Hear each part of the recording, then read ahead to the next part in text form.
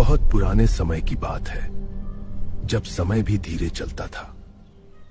पहाड़ों और घने जंगलों के बीच बसा था एक भव्य राज्य, चंद्रगढ़।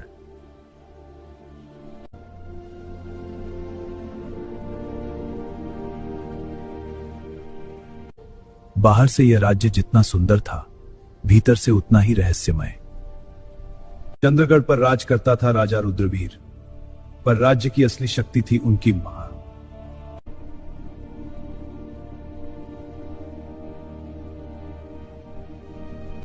बड़े बड़े मंत्री भी महारानी की दृष्टि से डरते थे। उसकी आवाज शांत थी, लेकिन उस शांति में आदेश छुपा होता था। प्रजा उसे देवी मानती थी और दरबार उससे ईर्ष्या करता था। बार में धीरे धीरे जहर घुलने लगा। कुछ लालची और ईर्ष्यालु मंत्रियों ने राजा के कान भरने शुरू किए। महारानी काले जादू में लिप्त हैं। वो रात में आईनों से बात करती हैं। राजा रुद्रवीर ने सच जानने की कोशिश नहीं की। प्रेम और भय के बीच फंसकर उसने मौन चुन लिया। एक अमावस की रात बिना किसी न्याय के महारानी कौमुदी पर राजद्रोह और तंत्र मंत्र का आरोप लगाया गया।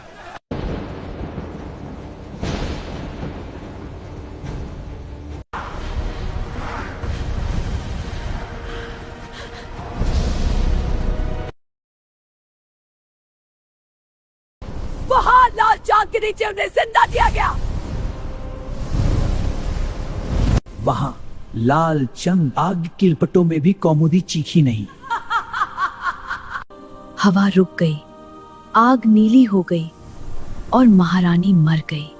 वर्ष बीते, अनहोनी होने लगी। राजकुमार रहस्यमय ढंग से मरने लगे।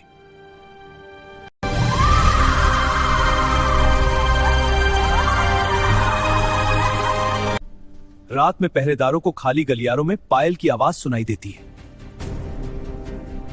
महारानी कौमुदी लौट आई थी। केवल आत्मा नहीं थी, वह थी शाही चुड़ैल। उसका रूप अब भी राजसी था। गहने उसकी आत्मा से जुड़ चुके थे, लंबे काले धुएं की तरह लहराते। उसके पैर उल्टे थे, चुड़ैल का चिन्ह, लेकिन उसकी चाल में ऐसा ठहराव था कि डर भी झुक जाए। गांवों में नहीं भटकती थी, वो महल की छाया पर राज करती थी। शाही चुड़ैल साधारण नहीं थी, वो निर्दोषों को नहीं छूती थी, पर दोषी उनके लिए दया शब्द नहीं था। राजकुमार आरवव ने सोचा कि उसे हरा सकता है। शास्त्रों, मंत्रों और घमंड के साथ वो आधी रात को महल पहुंचा। कौमुदी सिंहासन पर वह बैठी थी, शांत और भयावह रूप से सुंदर। क्या तुम वही राक्षसी हो जिसने मेरे राज्य को नष्ट किया? नहीं राजकुमार, मैं वह रानी हूं जिसे तुमने उस रात नष्ट किया। महल की दीवारें रक्त सी लाल हो गईं और अतीत दिखाने लगी अन्याय और उसका जलाया जाना। राजकुमार घुटनों पर गिर पड़ा। शाही चुड़ैल ने उसे मारा नहीं। तुम जीवित रहोगे ताकि मेरी कहानी सुनाते फिरो। कहते हैं पूर्णिमा की रात चंद्रगढ़ आज भी दिखाई देता है, आत्माओं के बीच। जो यात्री महल की बालकनी में सफेद वस्त्रों में किसी रानी को देखे, उसे उसकी आवाज के पीछे नहीं जाना चाहिए, क्योंकि अगर उसने तुम्हारा नाम पुकार लिया तो वह प्रेम नहीं चाहती, वह चाहती है न्याय। और शाही चुड़ैल अपना हिसाब हमेशा पूरा करती है।